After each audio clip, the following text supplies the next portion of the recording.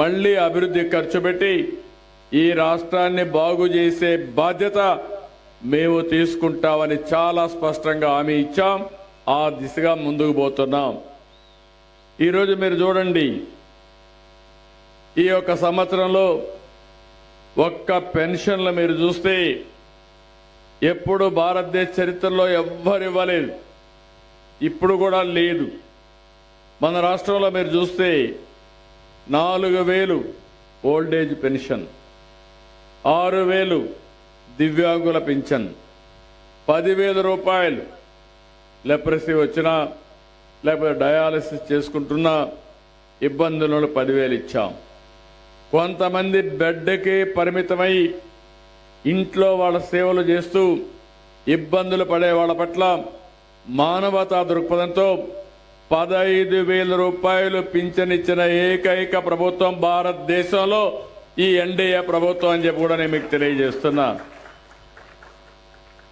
మనం 4,000, 6,000 ఇస్తే హర్యానాలో 2,500, 2,250, 2,250 ఇచ్చే పరిస్థితికి వచ్చారు వికలాంగులకైతే. తెలంగాణ కూడా రాష్ట్రం రిచ్ రాష్ట్రమైనా వాళ్ళు ఇచ్చే పరిస్థితి. పెద్ద పెద్ద రాష్ట్రాలు ఆదాయం ఎక్కువ ఉన్నాయి, మనతో దరిదాపుల్లో కూడా లేని పరిస్థితి ఉంది. ఇంకో పక్క మీరు చూస్తే ఏ రాష్ట్రంలో కూడా ఇంత పెద్ద ఎత్తున పెన్షన్లు ఇవ్వడంలా, జనాభా దామాషా ప్రకారం చూస్తే ఎక్కువ పింఛన్లు ఇస్తున్నాం. మనతో సమానంగా ఏ రాష్ట్రం కూడా చూస్తే దగ్గర 13%, అంటే 100కి 13 మంది ఏకైక రాష్ట్రం ఆంధ్రప్రదేశ్ రాష్ట్రం అని చెప్పి కూడా నేను మీకు తెలియజేస్తున్నా. ఇంకో పక్క నెలకు 2,750 కోట్ల రూపాయలు పింఛన్లు ఇస్తున్నాం. ఈ ఊర్లో కూడా చూస్తే ఈ జిల్లాలో 103 కోట్ల రూపాయలు నెలకు పింఛన్లు ఇస్తున్నాం. దీనివల్ల దగ్గర 33,000 కోట్ల రూపాయలు ఖర్చు అవుతా ఉంది. మన తర్వాత తెలంగాణలో 8,000 కోట్లు, కేరళలో 7,200 కోట్లు. ప్రజలు మీరు అర్థం చేసుకోవాల్సిన అవసరం ఉంది. ఇంత మునుపు మీరు ఒక్కసారి చూశారు, 5 సంవత్సరాలు తీసుకున్నారు, పెంచుతూనే పోతానని చెప్పి 200 రూపాయలు పెంచేవాళ్ళు. నేను ఒక మాట చెప్పాను మీ అందరికీ, ఏప్రిల్ నుంచి పింఛన్లు పెంచి ఇస్తానని చెప్పి గడిచిన కాలానికి కూడా పింఛన్లు ఇచ్చిన ఏకైక ప్రభుత్వం ఎన్డీఏ ప్రభుత్వం అని చెప్పి కూడా నేను మీకు తెలియజేస్తున్నా. ఇలాంటివన్నీ చేస్తున్నాయి. సంక్షేమ కార్యక్రమాలకు నాంది పలికాం. నేను ఆ రోజు ఒకే మాట చెప్పాను, సూపర్ 6 అన్నాం. అవన్నిటి కూడా కట్టుబడి ఉన్నాం. అన్నా క్యాంటీన్లు మళ్ళీ ప్రారంభించాం. 203 అన్నా క్యాంటీన్లు ఇస్తున్నాం. మా ఆడబిడ్డలకి నేనే దీపం పెట్టాను, వంట గ్యాస్ ఇచ్చాను.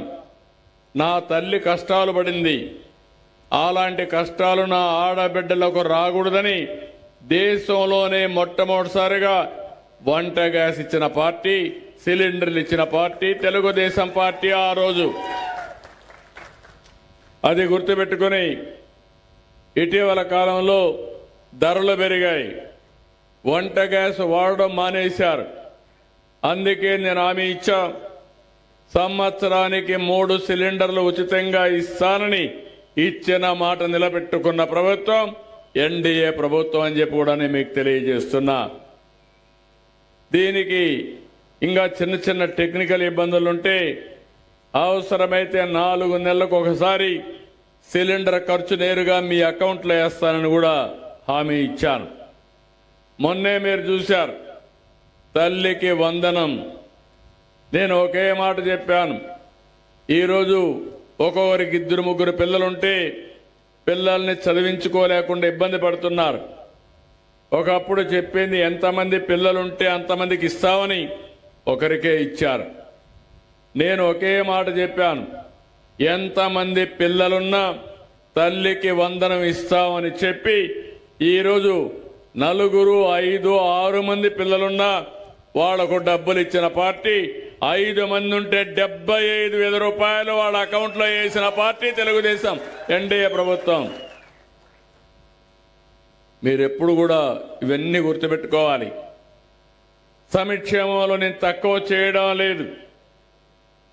అదే మరిగా 1వ తరగతి ఇంకా అడ్మిషన్స్ కాలేదు, 11వ తరగతి అడ్మిషన్స్ కాలేదు. అడ్మిషన్లు అయిన వెంటనే వాళ్ళ అకౌంట్లో కూడా డబ్బులు వేస్తాం. ఒక్క తల్లికి వందనం కార్యక్రమంలో 10,000 కోట్ల రూపాయలు తల్లుల అకౌంట్లో వేసి మీ ముఖంలో ఆనందం చూసిన పార్టీ ఎన్డీఏ ప్రభుత్వం అని చెప్పి కూడా నేను మీకు తెలియజేస్తున్నా. అదే మరి రైతులకు ఇబ్బందులు లేకుండా చేయాలనుకున్నాం. సకాలం నీళ్లు ఇస్తున్నాం. అవసరమైన విత్తనాలు కానీ, క్రిమి సంహారక మందులు కానీ, అదే మరిగా ఎరువులు కానీ ఎక్కడా ఇబ్బంది లేకుండా పెట్టడమే కాకుండా, ఒకప్పుడు నేను చూసేవాడిని, ఇక్కడే వచ్చి ధర్నాలు చేశాను, తణుకులోనే చేశాను. ఆ రోజు మనం చూస్తే వాళ్లకు నచ్చిన రైస్ మిల్ ఇచ్చేవాళ్ళు. ఇక్కడి నుంచే ఎక్కడో ఈస్ట్ గోదావరిలో లేకుంటే కాకినాడ దగ్గర ఇచ్చి మీరు అక్కడికి పోయి 4-5 రోజులు వెయిట్ చేసేవాళ్ళు. కానీ ఈరోజు మీరు ఏ రైస్ మిల్లో ఇవ్వాలి